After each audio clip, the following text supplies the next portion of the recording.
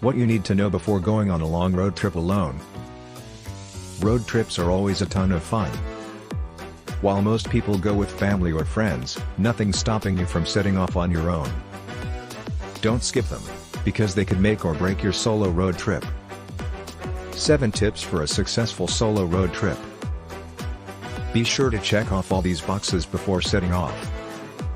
It's simple: if you don't take care of your vehicle, you won't have fun on your road trip.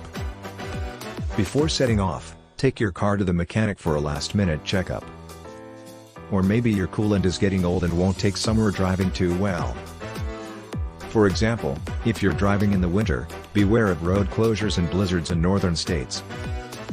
But having an idea of places to visit and nearby accommodation is the best way to prepare for a long road trip. You shouldn't drive for hours and hours with no breaks. You're bound to get tired and pay less attention to your driving, especially when you're traveling alone. Drowsy driving is dangerous. Eat or drink something, stretch your legs, and check in with yourself. Do you feel drowsy or alert? You might not always find a gas station or rest stop to grab something to eat on the road.